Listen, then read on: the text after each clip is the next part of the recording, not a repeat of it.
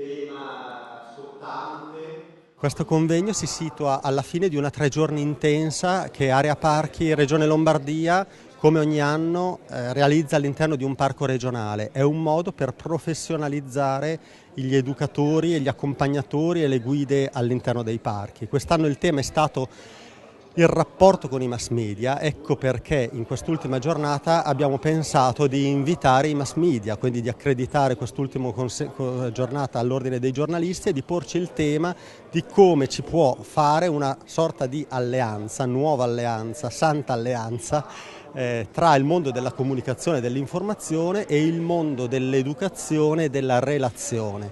La nostra idea è che le due cose possono andare a braccetto se da un lato si riesce a capire cosa nella foresta che cresce può essere una notizia e dall'altro se si è disponibili a dare notizia di una foresta che cresce, non solo di un albero che cade.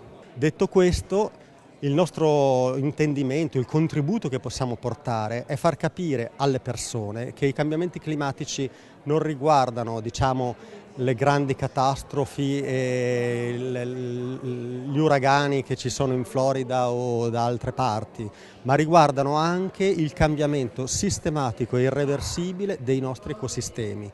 Un mese senza acqua non è dannoso solo all'agricoltura, ma è dannoso anche agli ecosistemi o comunque consente la migrazione di piante che si adattano a climi più desertici. Questo è quello che avviene in natura e questo è quello che impariamo ad osservare per capirne l'importanza. Comunicare l'ambiente al grande pubblico in questo momento è la parte in assoluto più essenziale di quanto dobbiamo fare per salvare il nostro povero pianeta. La gente si immagina che il problema possa essere delegato ai governi piuttosto che all'industria, ma in realtà i governi e l'industria ci sono già. Quello che manca è la somma di comportamenti individuali di sostenibilità che sono quelli che fanno veramente la differenza.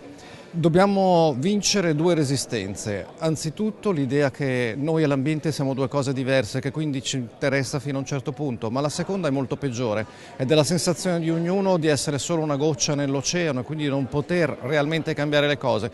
Questo non è vero, sono solo gli individui che sommando i loro comportamenti possono cambiare le cose e in questo i media hanno un ruolo assolutamente essenziale.